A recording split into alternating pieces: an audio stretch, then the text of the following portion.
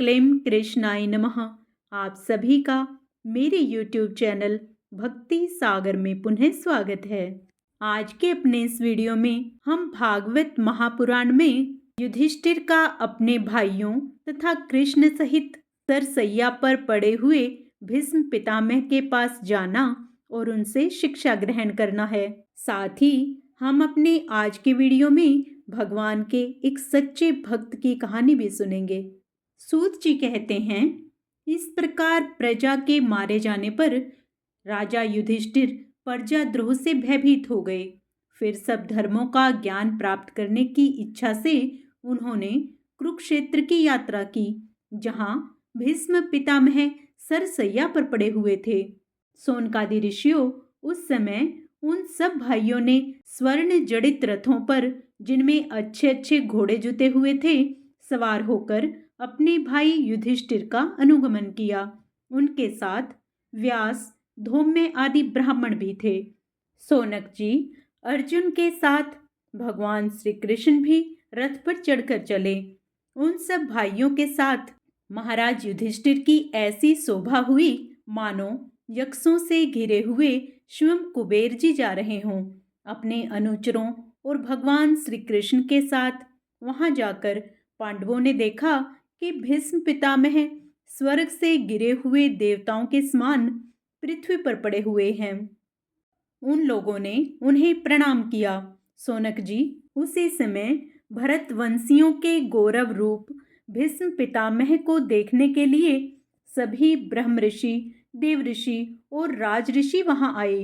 पर्वत, नारद, धौम्य, भगवान व्यास, भारद्वाज शिष्यों के साथ परशुराम जी, वशिष्ठ, इंद्रप्रमद, असित, गौतम, अत्रि, विश्वामित्र, सुदर्शन तथा और भी सुखदेव आदि शुद्ध हृदय महात्मागण एवं शिष्यों के सहित कश्यप, अंगिरा पुत्र बृहस्पति आदि मुनिगण भी वहां पधारे।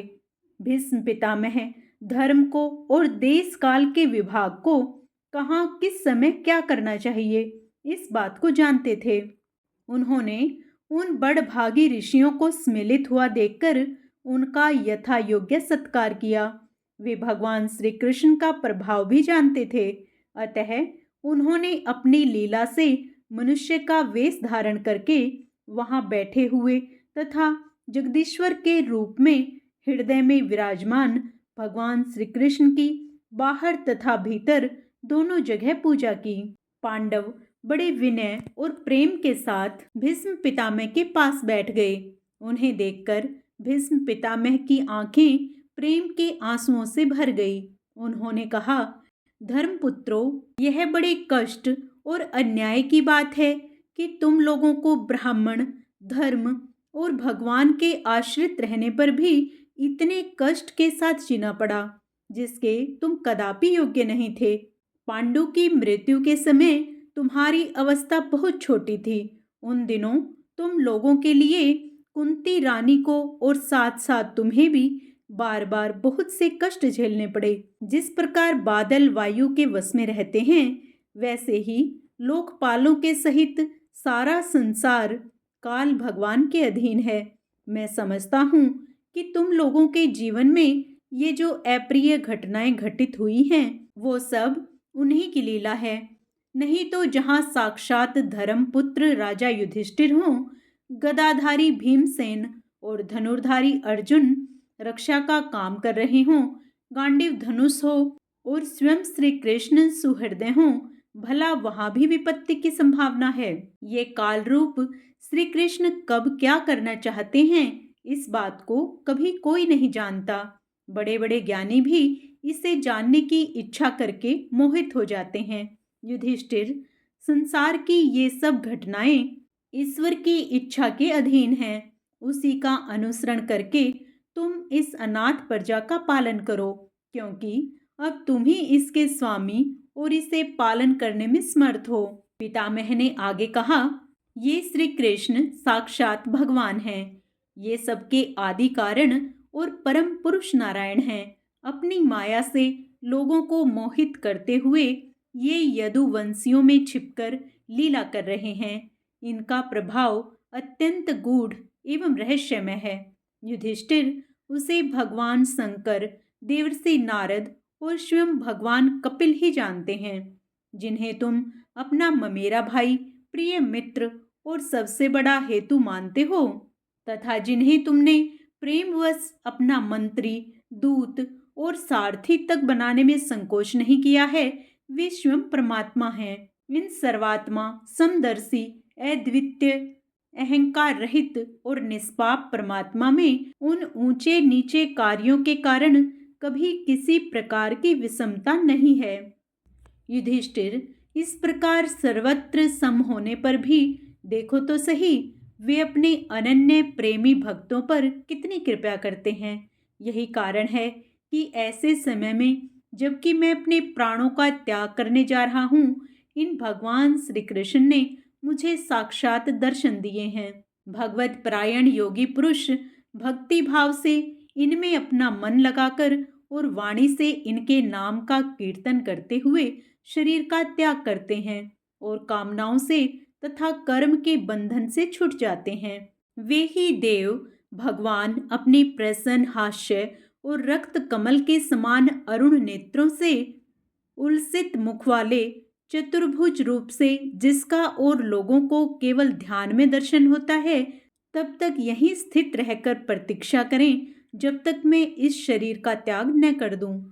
सूत जी कहते हैं, युधिष्ठिर ने उनकी यह बात सुनकर सरसैया पर सोए हुए भीष्म पितामह से बहुत से ऋषियों के सामने ही नाना प्रकार के धर्मों के संबंध में अनेकों रहस्य पूछे। तब तत्ववेता भीष्म पितामह ने वर्ण और आश्रम के अनुसार पुरुष के स्वाभाविक धर्म और वैराग्य तथा राग के कारण विभिन्न रूप से बतलाए हुए निवृत्ति और प्रवृत्ति रूप द्विविध धर्म, दान धर्म, राजधर्म, मोक्ष धर्म, स्त्री धर्म और भगवत धर्म, इन सब का अलग अलग संक्षेप और विस्तार से वर्णन किया। आगे का अध्याय हम अपने कल के वीडियो में सुनेंगे। पूर्ण पुण्य लाभ प्राप्त करने के लिए आप उसे भी अवश्य श्रवण करें। आइए अब कृष्ण भक्ति की एक अन्य कथा सुनते हैं। एक ब्राह्मण श्री कृष्ण के अनन्य भक्त थे। वह मंदिर की पूजा में बहुत शानदार सेवा करना चाहते थे, लेकिन उनके पास धन नहीं था। एक दिन की बात है, वह एक भागवत पाठ में बैठे हुए थे और उन्होंने सुना कि कृष्ण मन के भीतर भी पूजे जा सकते हैं। तो उन्होंने इस अवसर का लाभ उठाया, क्योंकि वह लंबे समय से सोच रहे थे कि कैसे बहुत शान से कृष्ण की पूजा करूं, लेकिन उनके पास धन पैसे नहीं थे। जब वह यह समझ गए कि मन के भीतर कृष्ण की पूजा कर सकते हैं, तो गोदावरी नदी में स्नान करने के बाद एक पेड़ के नीचे जाकर बैठ गए और अपने मन के भीतर वह बहुत गहनों के साथ लदे हुए खूबसूरत सिंहासन का निर्माण कर रहे थे। सिंहासन पर भगवान के अर्च विग्रह को रखते हुए वह अर्च विग्रह का गंगा, यमुना, गोदावरी, नर्मदा, कावेरी के जल से अभिषेक कर रहे थे। फिर बहुत अच्छी तरह से फूल माला के साथ अर्च विग्रह का श्रृंगार और पूजा कर रहे थे। फिर वह बहुत अच्छी तरह से भोजन पका रहे थे। वह परमात्मा के लिए मीठे चावल पका रहे थे। तो वह परखना चाहते थे क्या वह बहुत गर्म था, क्योंकि परमात्मा का भोजन बहुत गर्म नहीं लिया जाता। जैसे ही उन्होंने भोजन को देखने के लिए कि कहीं वह अधिक गर्म तो नहीं, अपनी उंगली डाली और उनकी उंगली जल गई।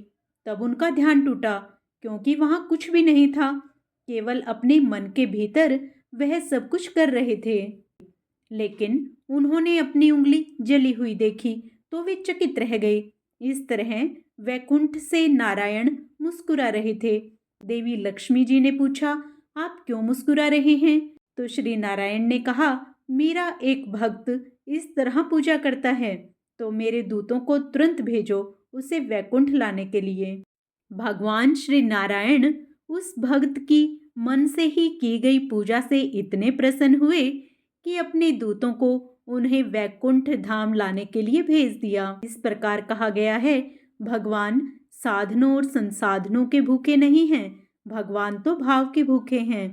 जो मन के भाव से भी ईश्वर की सेवा कर लेता है, सच्चे मन से भगवान की पूजा करता है, प्रभु उसी पर प्रसन्न होते हैं, अन्यथा उनकी प्रसन्नता प्राप्त नहीं होती।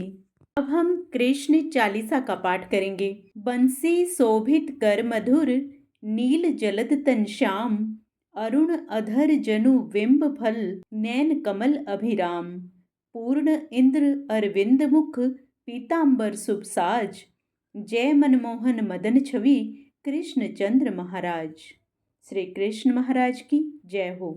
जय यदुनंदन जय जगबंदन, जय वसुदेव देव की नंदन, जय यशोदा सुत नंद दुलारे, जय प्रभु भक्तन के दृगतारे, जय नट नागर नागन थैया, कृष्ण कन्हैया धेनु चरैया, पुनि नख पर प्रभु गिरिवर धारो, आओ दीनन कष्ट निवारो, बंसी मधुर अधर धरि टेरो, होवे पूर्ण विनय यह मेरो, आओ हरि पुनि माखन चाखो, आज लाज भारत की राखो, गोल कपोल चिबुक अरुणारे, मृदु मुस्कान मोहिनी डारे, राजित राजीव नैन विशाला, मोर मुकुट वैजंती माला, कुंडल स्वर्ण पीत पट आछे, काटी किंकणी कांचन काछे, नील जलज सुंदर तनु सोहे,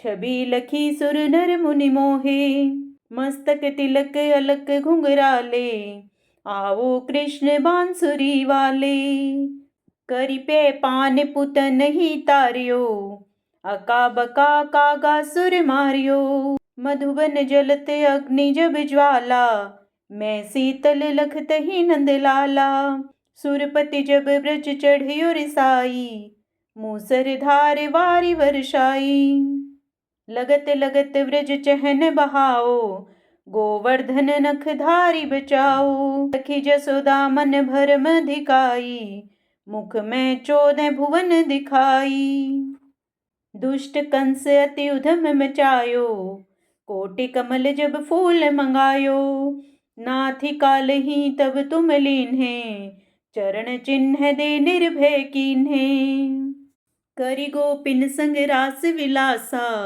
सबकी पूर्ण करि अभिलाषा, कीतिक महा असुर संहारो, कंस ही केस पकड़ दे मार्यो, मात पिता की बंधी छुड़ाई, उग्रसेन कह राज दिलाई, मही से मृतक छहु सुत लायो, मातु देव की शोक मिटायो, भीमासुर मुर दैत्य संहारी, लाए 60 सहस कुमारी, दे भीमहि तृण चीर सहारा, जरा सिंधु राक्षस कह मारा, असुर बकासुर आदिक मार्यो, भक्तन के तब कष्ट निवार्यो, दीन सुदामा के दुख टार्यो, तंदुल 3 मूठ मुख डार्यो, प्रेम के साग विदुर घर मांगे, दुर्योधन के मेवा त्यागे, लखी प्रेम की महिमा भारी, ऐसे श्याम दीन हितकारी, भारत के पारथ रथ हाके, लिए चक्र कर नहीं बल थाके, निज गीता के ज्ञान सुनाए, भक्तन हृदय सुधा बरसाए, मीरा थी ऐसी मत वाली, विष पी गई बजा कर ताली, राणा भेजा सांप पिटारी, शालिग्राम बने बनवारी, निज माया तुम विधि दिखायो, उरते संशय सकल मिटायो, तब सत निंदा करी तत्काला, जीवन मुक्त भयो शिशुपाला, जब ही द्रौपदी टेर लगाई, दीनानाथ लाज बचाई, तुरंत ही वसन बने नंद लाला, बढ़त चीर में अरि मुँह काला,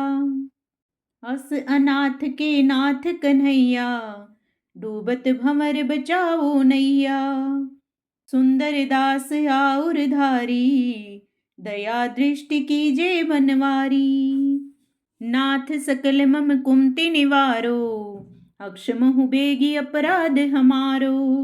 खोलो पट अब दर्शन दीजे, बोलो कृष्ण कन्हैया कीजे। यह चालीसा कृष्ण का पाठ करे उर्धारी, अष्ट सिद्धि नवनिधि फल लहर पदारथ चारी। आइए अब हम सब मिलकर कृष्ण कन्हैया की आरती करें। आरती कुंज बिहारी की, श्री गिरधर कृष्ण मुरारी की। गले में वैजंती माला, बजावे मुरली मधुर बाला।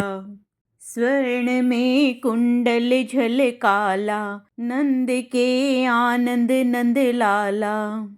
गगन समय अंग कांति काली, राधिका चमक रही आली। लतन में ठाडे वनमाली, भ्रमर सी अलक कस्तूरी तिलक। चंद्र सी झलक ललित छवि श्यामा प्यारी की, श्री गिरधर कृष्ण मुरारी की। आरती कुंज बिहारी की, श्री गिरधर कृष्ण मुरारी की। कनक में मोर मुकुट बिलसे, देवता दर्शन को तरसे। गगन सो सुमन राशि बरसे, बजे मुरचंग मधुर मृदंग। ग्वालिनी संग अतुल रति गोप कुमारी की, श्री गिरधर कृष्ण मुरारी की। आरती कुंज बिहारी की, श्री गिरधर कृष्ण मुरारी की। जहाँ ते प्रकट भई गंगा, कलुष कलिहारिणी श्री गंगा। स्मरण ते होत मोह भंगा, बसी शिव सी जटा के बीच। अरे अघ कीच चरण छवि श्री बनवारी की, श्री गिरधर कृष्ण मुरारी की। चमकती उज्ज्वल तट रेणु, बज रही वृंदावन बेनु। चहूँ दिस गोपी ग्वाल धेनु, हंसत मृदु मंद चांदनी चंद। कटत भव फंद टेर सुन दीन भिखारी की, श्री गिरधर कृष्ण मुरारी की। आरती कुंज बिहारी की, श्री गिरधर कृष्ण मुरारी की। जय श्री कृष्णा। राधे राधे। आप सभी का दिन मंगलमय हो। भगवान कृष्ण आप सभी पर अपनी कृपा दृष्टि सदा बनाए रखें।